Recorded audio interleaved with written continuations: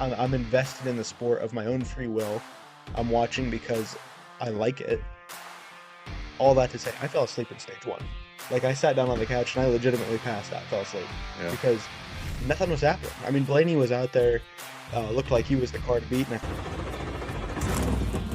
Following is a production of the Garage Area. All right, welcome into the garage area. This is our post-COTA recap show. What are we going to talk about?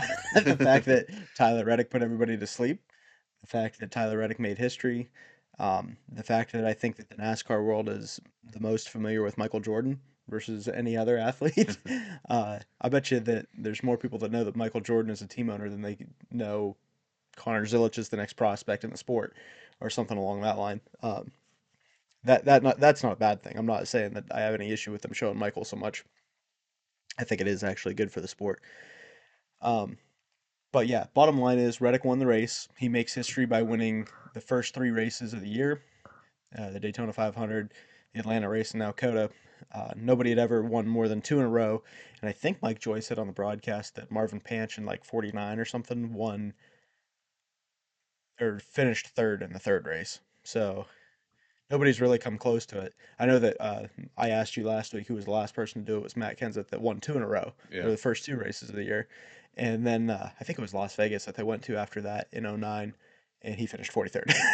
So Matt didn't come close to it even. I'm pretty sure Johnson finished second first 1 year too, when he won the 500 1 year, and then I feel like he finished second to Matt, and then won a race after that. That sticks in my head. I don't remember what year that That was. would have been '06, I bet then, Yeah, because Matt won at California in '06, which would have been the second race on the schedule, and then Johnson beat him at Vegas.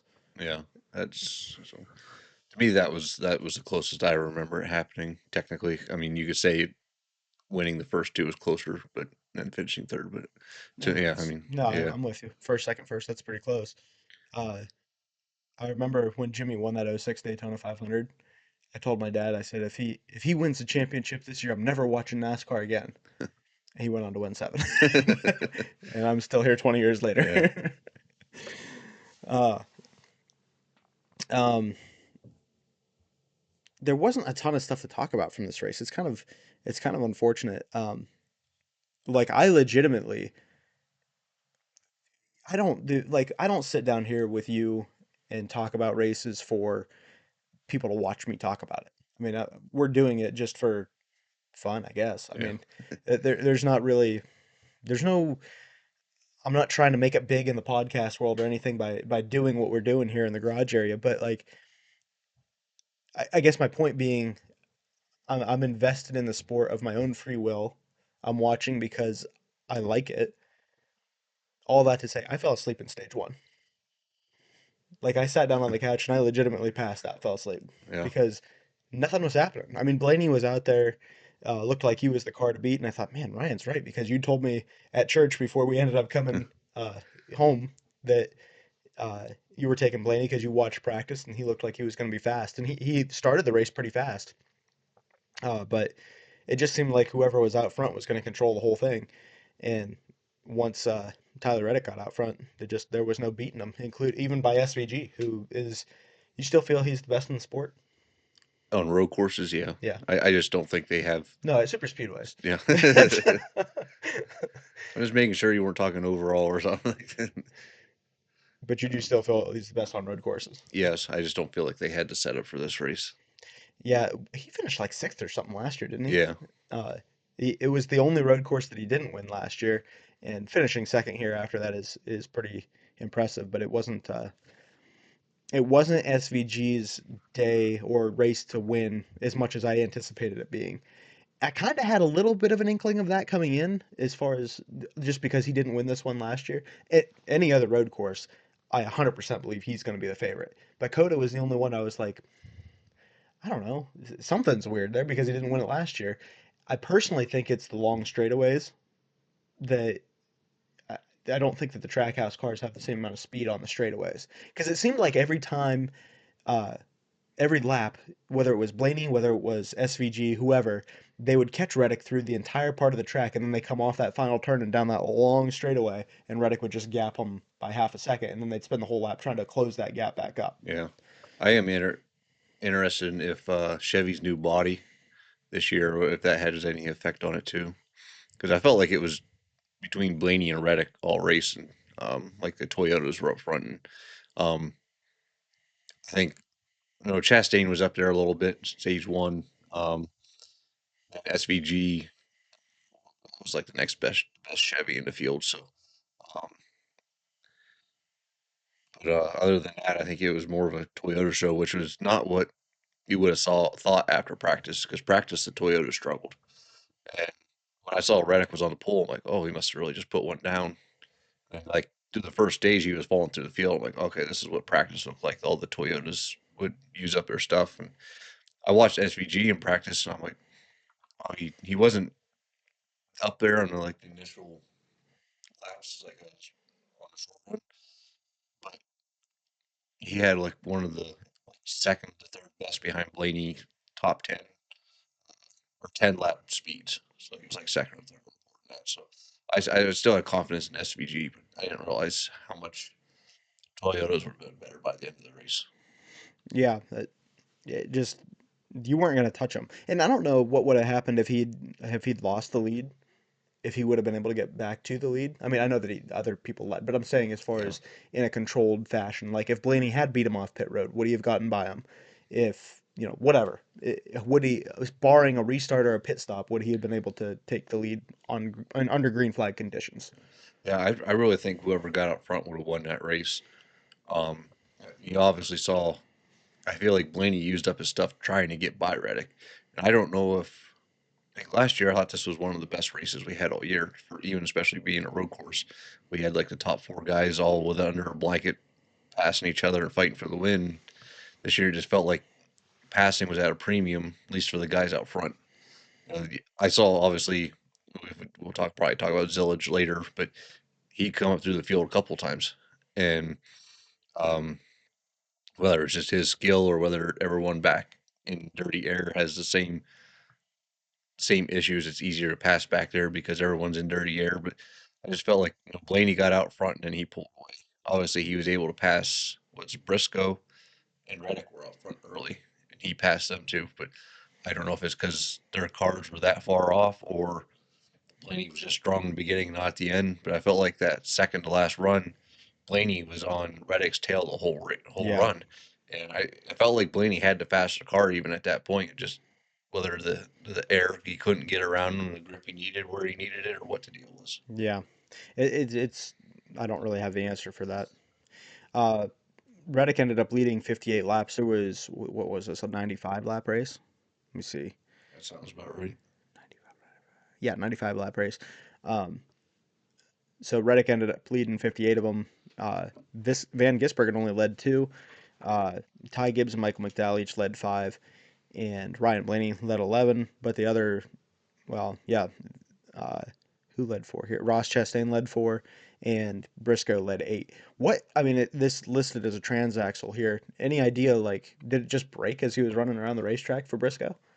That's I saw the in-car camera for it, and you just at one point he hops on the gas and it revs out like he's spinning the tires. So Mm. um, yeah, I don't Is fully. that like from constantly shifting? Is that a issue due to that, you think?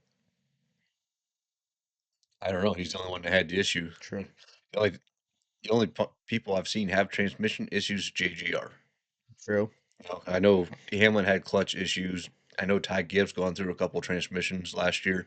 So I don't know if it's something that JGR is doing with their transmissions or what. But um, I thought they were like a source part that they couldn't do nothing with them. But they're the only ones I see having issues with it. So Interesting. that's kind of interesting there. So, Yeah, but Shane was never a real threat to win the race, I guess, other than that last stint yeah. or whatever. I mean, there was never like, boy, I wonder what strategy they're going to use to best SVG, or oh, they just wait till the third stage, and SVG will be there. It wasn't any of that. It was Yeah. just he might have an opportunity to get up there and contend, but it's going to be he doesn't have the best car. Right. It's not like other road courses we've seen. Yeah, his best chance was on that restart. Yeah, And and he he came close. yeah, he came close, but after they got single filed out, he just didn't have the car to get by. At one point, it looked like Bell had the fastest car, but he wasn't able to get any higher than third. And Ty Gibbs as well. He was fast at one point. And this is a track that is better for Gibbs, and he ended up fourth. Um, did McDowell surprise you in fifth place? Um, if you told me that he finished there, I could see it. I wasn't necessarily surprised. I mean, I think his strategy played out for him, and that he got up there. I think they wanted the caution to come out later than it did. Yeah, Um, but I think enough cars pitted under that it worked out for him. He put on the fresh tires and could pass the guys who stayed out. yeah. Who's his crew chief? Is it Travis Mack? That I have no idea. I don't really follow too many crew chiefs, so I'm following one right now. His name's Chris Gabehart. yeah. But he's not a crew chief anymore, anyways. But yeah, either way, he's a gambler. Whoever's on the 71 box, he's Yeah. puts him in position to hopefully catch those cautions. Um, I'm not purposely going in order, but I'm just there's certain guys that are jumping out to me here. Kyle Larson had his cool suit fail, and he ended up being in a what do they call that machine that cooks things in water? Um, a Boiler. sous vide machine.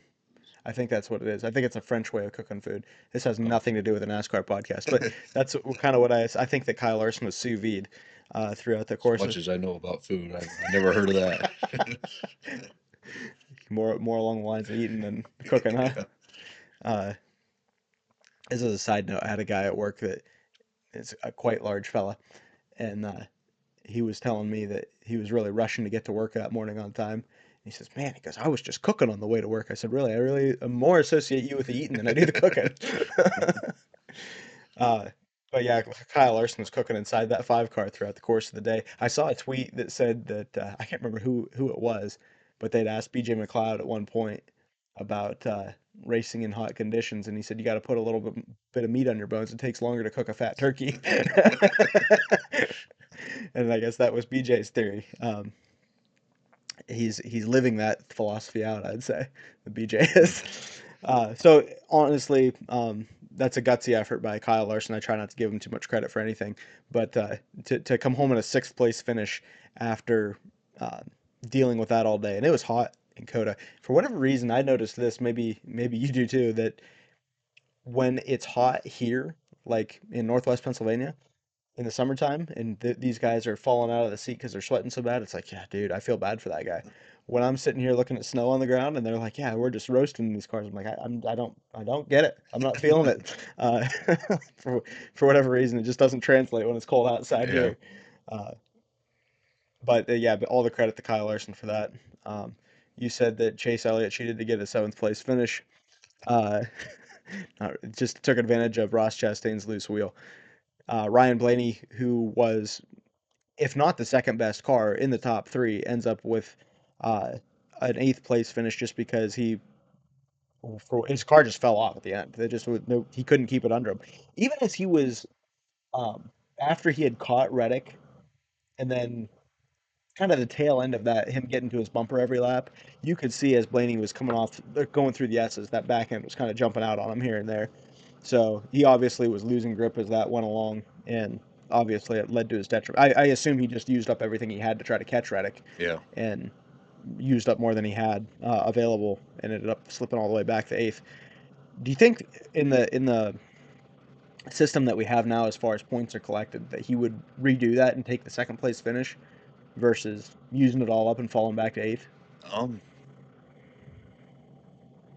I mean, he really fell back to third because SVG got him on that start. So, had But it run green, he probably would have finished second. I feel like the restart's what did him in. Once he got stuck in dirty air, that's when his so you car. think it was dirty air, not that he used up all his tires trying to. I think it was both. I think definitely he probably used up his stuff after he come off pit road trying to pass Reddick. Yeah, Um, but I think the fact that he fell with a couple cars behind and then it just kept getting worse from there. yeah. Um, I don't know if there's really anything you could do to say, oh, I'm not going to use up my stuff here. Maybe if he knew a caution would come out and I Yeah. would not use my stuff up. But I mean, hindsight's 2020. Right. So Yeah. You can't play it on that hypothetical. I mean, I think that because they talked about with this new point system that guys are going to be going for the win more, or not going to be going for the win as much as they were because the win meant so much before, and falling back through the field didn't mean hardly anything because if you won, you were back in the playoffs. yeah. So I just don't know. Obviously, the second place points are worth a lot more than eighth place points for Blaney, and I don't know if he's playing that race back, going, man, I wish I just hadn't pushed it so hard on Reddick, knowing that he was that good. And when I realized I couldn't pass him after maybe 3 laps, that I would have just took care of my stuff and tried to manage to the end of the race a little better. Yeah, I feel like if you're right there, you're going for the win no matter what. Race car drivers want to win. Yeah, I know. I feel like if you're in a position where you're up there and you're not supposed to be, you're more likely to take care of it to maintain what you true. got. But if you've been up there all race, you've led laps. I feel like he felt he had the car to win. He would go for the win. So Well, I don't know if I necessarily agree with that. Of if you're up there and you're not supposed to be, you'll take care of stuff because let's see, Michael McDowell, he's a guy that wouldn't do that. Um, Carson Hocevar, he's a guy that wouldn't do that. Carson Hocevar doesn't do anything that you're supposed to do. Yeah, that's fair. Uh, I'm looking at just at the list. John Hunter Nemechek, he wouldn't do that. I understand what you're Yeah, saying. I'm just giving you a hard yeah. time, but yeah, it's definitely a mentality that you would think more drivers Yeah. would have. AJ Allmendinger gets a ninth place finish. That's not unexpected, but he did get stretchered out of there after the race. Uh, he got out of his car and was immediately on the ground. I don't know if he also had a cool seat issue like Larson did, but clearly some sort of physical issue to overcome inside the car. Dehydration, I assume. And Denny Hamlin ended up with a 10th place finish, your buddy. We're trying to get him on the show. And surprising for him, I think, to end up with a 10th place finish. He did kind of cause that second Zilich spin, don't you think? Yeah, he was the catalyst of it. Yeah, And it was, he dove into Cindric that hit Zane Smith, who hit Zilich, I think. There may have been one more car in there, It but could have been. Denny lit the fuse and the fuse blew on Yeah. Zilich. Yeah, no doubt about that. And even though it was an 11th place finish, Bubba Wallace still ends up there. And I think he's still second in points, is he not? Yeah. Do you have the points pulled up? Yeah. What with that win, where does that put Reddick? I mean, he's got to be 80? 70 points. 70 points ahead. That's impressive. That's a lot. I mean, you win the first 3 races of the year, but I mean, you almost have a mulligan at this point, do you not? Yeah, I'm trying to think what's the max. It was, I mean, the worst he could end up is 10 points down after next week. And Bubba Wallace would have to win both stages and the race for that to happen, for him to not have the points lead next week. He ends up, yeah, that'd be impressive. So he essentially has a race lead on everybody already. So I think he's got a couple mulligans Yeah, it lined sounds up. like it. So And look, Bob Wallace has run really well. Yeah. But it's kind of an odd track set to start the year, too. So I don't really feel like you have a good feel of who's fast and who's not. Yeah. Other than I feel like Zane Smith is surprising me a little bit as somebody that I think is faster than I anticipated. And I think Bubba is, too. He's faster than I thought he would be. Shane's a little faster than I thought he would be. But I think that this going to Phoenix and ultimately going to Vegas is what's going to be the test of where is everybody at. Yeah, I mean, it's easy to say Tyler Reddick's fast and whatnot. I mean, just to me, Tyler Reddick's fast. well, at COTA, I expect him to be fast. He's good at road course racing and stuff like too. I expect him to be fast at mile and a half and stuff and whatnot also. But I feel like the ultimate test really starts from Phoenix on Yeah. whatever stretch we're on, Vegas and Phoenix and Darlington, maybe. Yeah, that's what's going to be interesting to see how that all plays out there. Just wanted to see if there's anybody else I wanted to touch on before I go back to the notes. Connor Zilich, I guess, ends up finishing 14th. Drove through the field twice and got spun out twice. He wasn't really happy with Daniel Suarez. Doesn't sound like they're buddies. Daniel's like, that's my ride. Yeah. And he said I want to make sure it does Suarez things, and he had to spin it out. He still beat Suarez By a lot. Suarez finished 25th. I expected more out of Yes. Suarez. Yes. I feel like Spire equipment is more than capable of finishing top 10 with Yeah, He's with Suarez. I yeah, don't know. and it did. Well, Michael Dow finished fifth. Yeah, That so was that somewhat a strategy, but still. and Hocevar ended up last, not quite last, 31st. but way back there. Yeah, I think he was around once, which is being only once is surprising, but still. Well, that's what they were talking about it on the. So I think the TV didn't do a very good job at a couple things. For one, the when Ross Chastain lost that wheel that kind of set up that pit strategy there at the end. I don't recall TV ever going back and showing it come off or telling us what happened or how many laps since he last pitted or any of that stuff or what his penalty was. Like it was like, oh yeah, there's Chastain going down pit road on 3 tires. There's the other tire. Back to you, Chris. Like Yeah. it was like that was the end of the story. And hosts of our spinning, they didn't really follow up with well, two things with that. One, they didn't really show what happened there, which I heard that it was Cole Custer that spun him. Whether it was intentional or not, I have no idea. But Mike Joy, like they're on the last lap and they're singing the 45 back to victory lane, like come on, let's go to the checkered Oh, flag here. closer, Yeah, Carson and Hocevar. there's trouble about it's like so what? It's the last lap. If Yeah. the caution comes out, the race is over, and let's get it over with because I'm tired of this race. Yeah. And I forgot about the last lap one, so he was around a couple times then, because I think he was spun on off of turn one once. oh, okay, I was like that So was the only one I was thinking of. I yeah, forgot that it was. yeah. In my head, he spun off of turn one time also. So Uh, Kyle Busch, he was sick of Jesse Love at one point during the race and sent him. He said that had been coming for 5 laps. And I saw Jesse tweet that tried barking up the wrong tree at COTA today and ultimately got a whatever 27th place finish. Uh, Not really sure what that teammate dynamic is like there, but didn't sound like. I mean, Kyle obviously was not happy with him, and I can see why. yeah, I watched some of Kyle's in car to see what his issue was with him, and I don't think that necessarily right there was like dumping him worthy. yeah, But at the same point, I can see why Kyle had had enough at that point as well. Um, I don't think I'm gonna call it right now. Kyle Busch isn't coming back to RCR. I don't think. I think he either retires or he gets a different ride. yeah. I think he could get the 48 ride, I, honestly, I'm starting to think that too.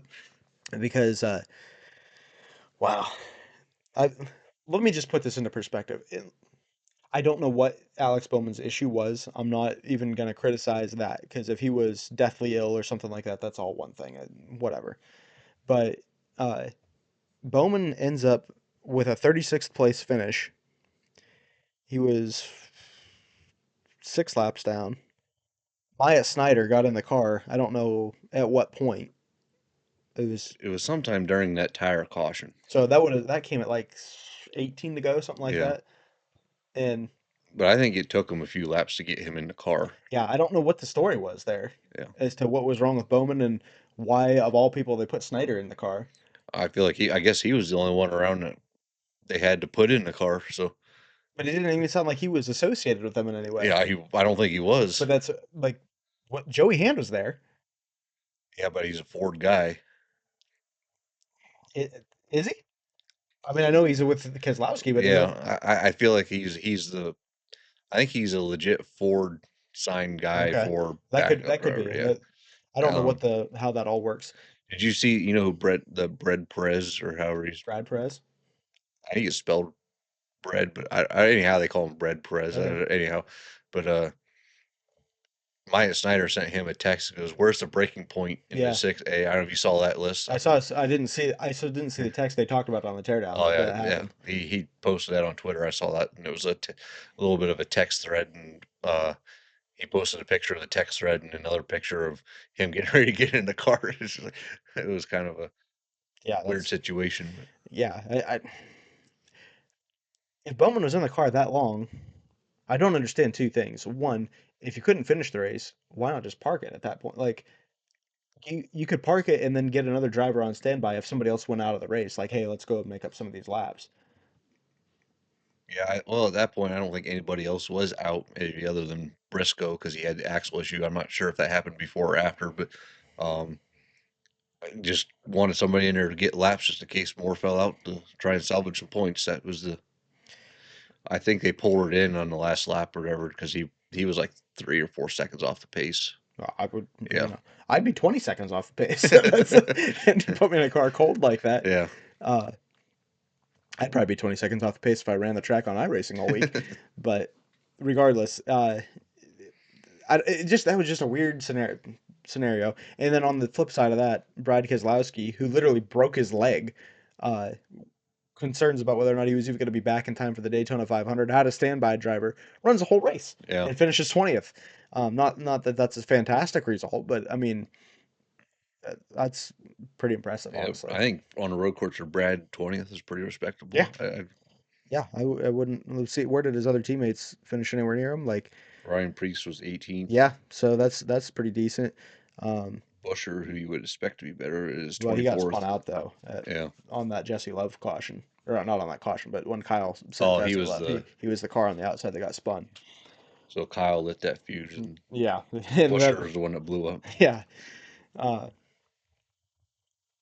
I was just kind of didn't even look at my notes here. I was just kind of working off of Leaderboard. the things that I found interesting there. It looks like we did cover everything. Um, I want to know more about the Bowman Myatt Snyder thing. Not even because I want to make fun of Bowman, which I will definitely do that, but it, why Myatt? Why did that all work out that way? And then why wasn't he allowed to talk to the media after the race? I don't know what the um, Gluck said that he was not made available after the race for comment, and nobody was. Nobody from Hendrick would talk about it.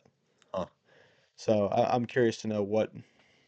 There was some weird thing with Chase Elliott's team too, because stage one he started 5th and he fell back to 12th. Then I think as the stage came, he stayed out and got stage points as the guys pitted. He was quiet on the radio, wouldn't say nothing about his car, and then he said that he can't keep the tires under it. And he said a couple swear words about how the car was driving and stuff too. Um, somewhere along the line, they took the rear end and they were cranking on something underneath that car. There's more adjustment I've seen anybody do on a next gen car. Supposedly, Alan Gustafson or the team messed up their ride heights for the race. I don't know if they lift the cars up between races and put them back down or something.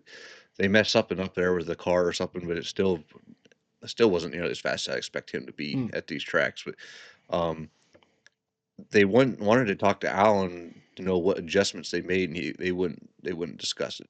Hmm. There was like they wouldn't make a comment about what was going on with his car and stuff. So it was kind of odd there too. So Well, that's Hendrick for you. yeah, maybe William Byron's the only one who didn't have any controversy in that. Yeah, and he had a pretty decent finish. 13th. Nope, maybe not. At one point, Chase, Larson, and Byron were like 3 in a row just outside the top 5, but Byron fell off there a little bit. So Hmm. Anything else from that race in particular you wanted to cover? um, I can't think of I mean, nothing that yet. was all the juice I could squeeze out of that. Yeah, That there wasn't much of anything that stood out to me in that race other than it seemed like the leader was the king. Um, for the garage area, our picks here, you had Connor Zilic, I had Kyle Busch. Connor was going to kick Kyle's butt until he got spun, and then he had to claw his way through honestly, when he got spun, I thought there might be too many laps left. He can still catch Kyle. he almost did. He But almost did. They ended up a couple positions apart, which gives me a 2 point lead in our challenge here. Is that right? yeah, 2 point lead. Um, and then in our pre-race picks, just guys that we generally thought would run fast. Everybody that I thought would run fast did. You had Ryan Blaney. He was one of the dominant cars throughout the day, and obviously faded there at the end. But that doesn't tell the story of how well he ran. And I thought that Tyler Reddick ultimately had the opportunity to go 3 in a row, and he did. Um, so it is cool to be able to witness a little bit of history there and get that pick right in order to do so. Um, before we make our picks for Phoenix for the garage area challenge, what kind of rating would you put on this race? yeah. I'll give it a 5.5. I Five, mean, five. I felt like there was a couple points where there was some excitement. I get excited watching, or where I thought Ryan Blaney would run down Hmm. Reddick. I'm like, all right, he's got him here, whatnot. And I mean, the fact that you and I picked the top 2 drivers at the point, I kind of made me want to root more for Blaney to get by Reddick. You know, like I got to beat your pick, um, but it just more and more looked at as like you can't pass with that car for the lead for some reason. It just I feel like there's still some issues with the car that haven't been fully figured out, especially for the leader. I feel like maybe this tire and horsepower was pretty good for the guys back in the pack getting up through, but once you got to the front, it just felt like you Yeah, couldn't do anything. So that's what I say. 5.5 five is a yeah, 5.5 for you. yeah. Um, yeah, that's I would say it probably gets a 10 on nappability. Uh, but yeah, the only two exciting parts of the race to me were, like you just said, when Blaney was running down Reddick and when SVG had an opportunity to run it down. Other than that, it was just like, when are they going to pit? And I guess him and Blaney coming out side by side out of pit road, that was exciting. Yeah. But I kind of lumped that all into him running them down for the lead there. But that was really all that there was. So I guess I'm going to give it a 4. Just there was nothing that really I thought was compelling about it. There was one point I just remembered that. Remember Larson and Christopher Bell going at it Yeah, there for a couple yeah. laps? That was kind of I was waiting for one of them to knock the other one into the gravel. That was And I thought it was going to be Larson because he was cooking like a turkey in there. Uh, I don't know if I mentioned this off the top or not, but the tire barriers. It was nice to not have to hear the word track limits. yeah, Um, I know that there was some. I don't know why they didn't do this before, and from what I understand, there was drivers that complained about, well, if we hit those, it's going to destroy our car. yeah, And well, how about you just don't hit them then? Like I don't yeah, understand. They're not concrete. I understand they weigh a lot, but it's a tire pack. Like I thought that was a great thing to use as a barrier. There was no issues with it. Even if guys had hit it, like you'd have to hit it center mass, I'd think, for it to actually do damage to the car. Like if you brushed up against it and moved it off to the side, yeah. I don't think that's going to bother anything as far as on the car. Um, I don't know. I'm not a race engineer by any means, but that just I thought that worked out great. Don't know why they didn't do it a long time ago. So I guess that kind of leaves us now with where we're going to make our picks for Phoenix. Who you going to take? Yeah. I'm gonna take Christopher Bell. Ooh, bringing out the big guns. So, yeah, Spring Phoenix has been his best track the last couple of years, so I feel like this is the best time to pull that Yeah, pick out. yeah, I guess so. Um, I'm still kind of in the mid tier, bottom tier with drivers. I'm not ready to pull out a big gun yet. I got one in mind. Uh, see, I kind of need to what I need to have happen here is to run close but not beat you in Vegas so that I can pick the driver I want in Darlington. But for Phoenix, I'm going to go ahead and take Zane Smith. I think that he's trended upward recently, and I think he even finished in the top 10 there last year in the Spring Phoenix race. So I think he'd have a good opportunity to get a good finish, at least good enough to rack up some points. Um, and I just think in the first 3 races of the year, he's run well. He just has kind of had some issues along the way as far as getting taken out. And the fact that he ran, I think I might even have it pulled up here. I think he finished top 10 last year. Yeah, he finished ninth, right ahead of Chase Elliott um, in the last year's spring Phoenix race. So that's who I'm going to end up taking. And we'll see if that ends up panning out or not. I did not watch the Grand National or the truck race. I saw a clip where SVG won and he was, taking the lead and he flipped everybody the deuces as he as he left them in the dust. And excuse me, I got a little chuckle out of that. Um, but other than that, that was about all I saw from the other two series over the weekend. Yeah. Well, Zillage ran in that race also, and he ended up having brake issues and faded, and they actually replaced a whole brake rotor and hub or whatever. Whatever brake and Components, yeah. cap, yeah, assembly is what they called it. And he started in the back and drove his way up into the top five, and then Corey Day took him out. And Really, yeah, so I actually did see a little discourse online about Corey Day and how people were ready to relegate him back to the truck yeah. series. Um, but that was unfortunate. We didn't get to see that battle because other than that, SPG just schooled him all day. So Where did he take him out at? um, it was in the S's. Hmm. Just they hadn't quite started the S's yet. They were off between turn one, getting ready to go into the S. I don't know what they just misjudged how far inside he was, or he thought he fell back enough and just pretty much pulled in behind him and right hooked him. I heard that Village said that he wasn't going to tell him an idiot, tell him that he was an idiot because he already knows he's an idiot. Did you I hear? didn't hear that part. I thought there was something along that line said. I think the front stretch usually gets some pretty good interviews with drivers, and I check up on that Yeah, to see what those guys had to say. But you how do you feel about Connor Zilic? He's talented. yeah, Do you think that he is getting to a point? I feel this is my thought. Let's see if you agree with this or not. That he's gotten to a point now where he's in the big boy racing series. He's 19, right? I think so. Yeah, And it's just not coming as easy as it has to this point. He's not in the best equipment. He's not the best in the field every week as far as physical talent goes. And I think that there's a little bit of frustration that's coming from that. And this is probably the first point in his life, his racing career, that he's gotten to the point to where, hmm, I don't have all the best stuff in front of me right now. I wouldn't say that he's there yet. I mean, I feel like he had the best stuff on Sunday. You know what? Of course, for he's a road course driver, but I feel like we got to get a few more races under his belt to see where he's really at. Maybe. Uh, yeah, I don't know. I just kind of get that feeling a little bit. I feel like we're at least trending that direction. I mean, you've seen it with other guys too. Ty Gibbs when he showed up at the Cup Series, Yeah, I mean, he had fast cars. He still has fast cars. Apparently, can't show up to meetings, but he just he's not nearly the threat that like. He came up so fast because uh, of how much he won. You saw that with Austin Dillon too. I mean, he was winning in everything he got in the lower two series and got to Cup and just stalled out. Now, neither one of them were claimed to have the talent that Connor Zilic does, and I'm not saying that they do. I just feel like um, I'm not saying that he's stalling out. I'm just saying that I think it's going to be. I think this part of the mountain's a little more straight up than what he's had to climb so far. oh, definitely.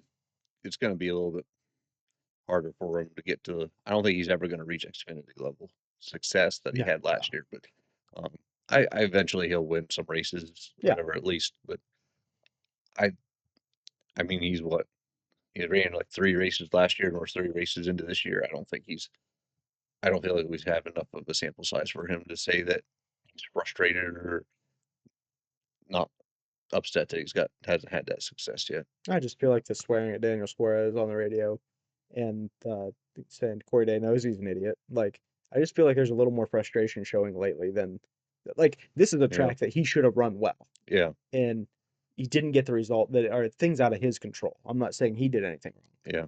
I just feel like that could be mounting a little bit um, that I should be able to be better than I am, and I don't have that opportunity because of other people's circumstances. Yeah. I don't know, just my opinion. Anything from the truck race? Did you watch that? Yeah, I watched it. I mean, it was a pretty good fight there at the end between Ty Majeski, Lane Riggs, and Ben Rhodes. They were all swapping back and forth there. Lane Riggs by far had the best truck there. I shouldn't. Ty Majeski ran him back down at the end after he blew the lead, but it was actually a pretty good race. Hmm. It was probably the best race Weekend. of the weekend. I about said season, but Well, it might have been that too. um, Huh. Interesting. Um, yeah, I guess that's pretty much all I got here. Go to Phoenix next week. Christopher Bell is the defending race winner from that one, and in the Cup Series, and Eric Almirola in the O'Reilly Auto Parts Series. Did we confirm there's no truck race this yeah, weekend? I pulled it up, and then What's it say at the top of the screen that was the cup standings. then? I hit standings again. So Okay. We're gonna say there's no truck race. yeah, There's not, as far as we're concerned, yeah, anyways. I don't think there is. Uh, Next truck race is March 20th at Darlington, so okay. we got a So couple they're weeks. 2 weeks off. Yeah, Yeah, I thought they'd normally do that somewhere on the line here early in the season. So we'll be looking for that after Phoenix to see who ends up winning. I'll be rooting on Zane Smith, hopefully getting a good solid top 10 finish. You'll be rooting on um, who'd you pick? Bell. Christopher Bell, and he has a legitimate shot at defending his last year race win. I do enjoy the making the picks like we do, even on Sundays, of guys that we legitimately think can win the race. Because I'm curious to see if my instincts are right, but it's nice going into a weekend like Do you think Chase Elliott legitimately had a shot at winning this weekend? Like, did you go into this weekend thinking Chase could win today? No, Okay. I did not I even, expected him to run better than he did, but sure, yeah, but I did not even remotely think Joey Logano had an opportunity to win. At Phoenix, he might. He yeah, could, I would say he should be a top 10 car for sure. Uh, But then you go to Las Vegas the next week, and I'm thinking Joey should win this race. So I guess every week you're not necessarily thinking your driver could win. So I enjoy having somebody that's like, I really think this guy could win this week. Um, Kind of makes the race weekend a little more entertaining. yeah. For me, I'm waiting for Vegas to see if Chase Elliott has anything. That seems to be one of his somewhat decent tracks with the next gen car and whatnot. Phoenix has not been one of his best tracks. So It'll be interesting, that's for sure. You got anything else from this weekend? I don't have anything else. All right. Well, in that case, I guess that we'll be looking forward to the Phoenix race and seeing where our drivers finish. Make sure that you follow us on our social medias on X at Garage Area, on Instagram at The Garage Area, on TikTok at the.garage.area. Follow me on Twitter, Adam, at AdamWhite_22, and Ryan is at RyanWW924. And we'll see everybody after Phoenix.